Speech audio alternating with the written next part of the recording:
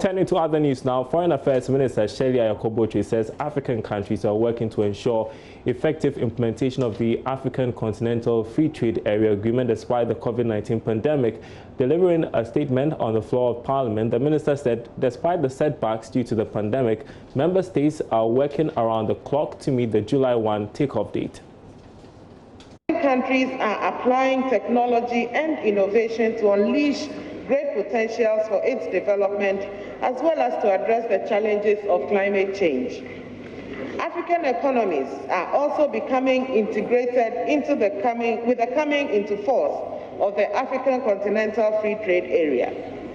Mr. Speaker, one of the cardinal objectives of African leaders in 2020 has been to operationalize the African Continental Free Trade Agreement by establishing the Secretariat in Accra at the end of March 2020 and to begin continental trade by 1st July 2020.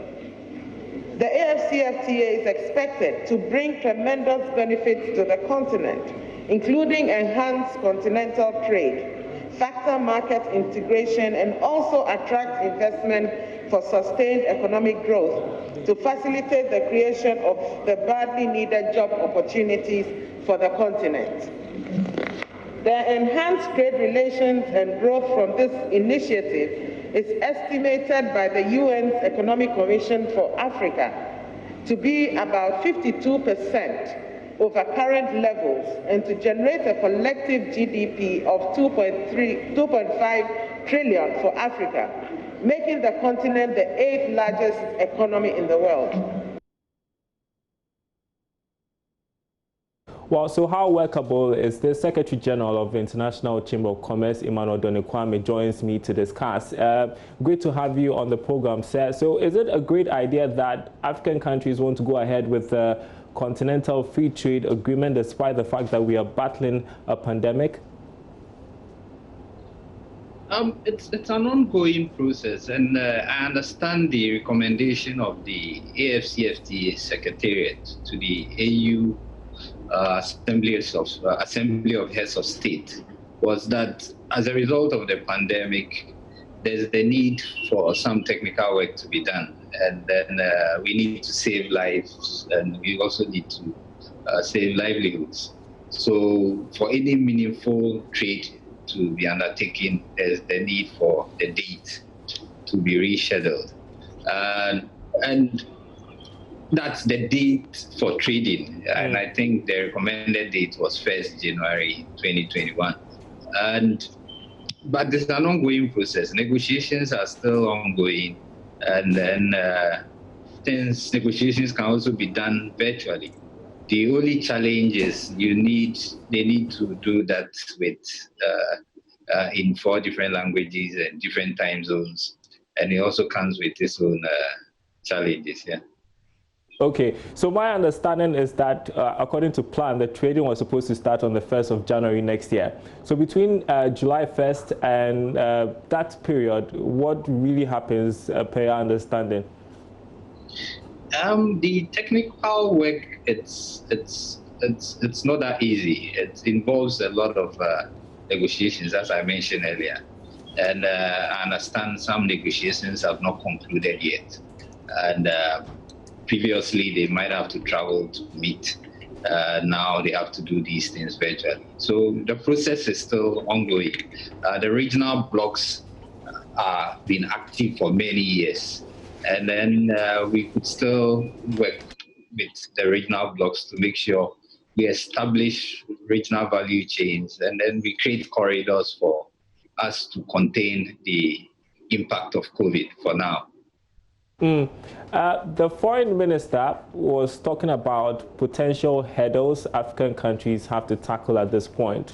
What do you think are some of the hurdles they have to tackle if they really want to see this come to fruition?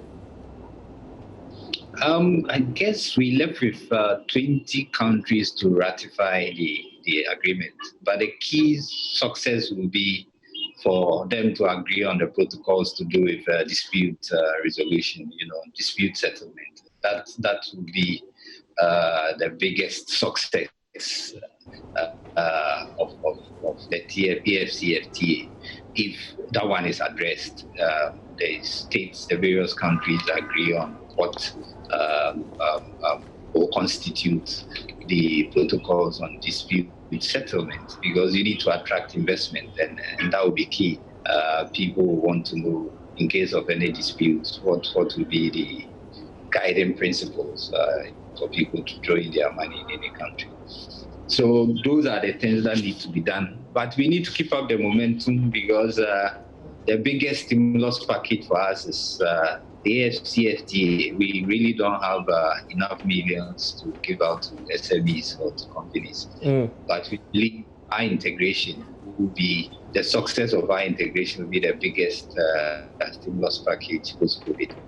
It's interesting you mentioned that the biggest stimulus package for businesses is the Continental Free Trade Area Agreement. So there are indications of an economic recession because of COVID-19. So how vital will this free trade agreement be in cushioning economies, businesses on the continent battered by this crisis? We need to more or less increase intra-African trade, and that's always been the message since our independence and since most countries got independent, and it led to the creation of the various regional blocs such as ECOWAS. ECOWAS has done its bit, but it's been moving at a very slow pace. So we more or less fast-tracked the whole regional bloc thing by going straight to have an Africa agenda instead of, but that notwithstanding, the regional blocs are still doing their work. COVID is restricted movement of people, and we believe as a first step is to create corridors to allow for transit goods to at least move freely. More or less also reduce tariffs on, what do you call it, on essential goods, mostly food and medics. And then also commit to saving SMEs. And then we also need to invest in digital infrastructure. The COVID pandemic has brought to the fore the need for investment in digital infrastructure, whether we like it or not. If people cannot move, at least we can interact, and then we can make payments using mobile money and others. And then we also need to prioritize trade facilitation reforms, as is being done at the ports now.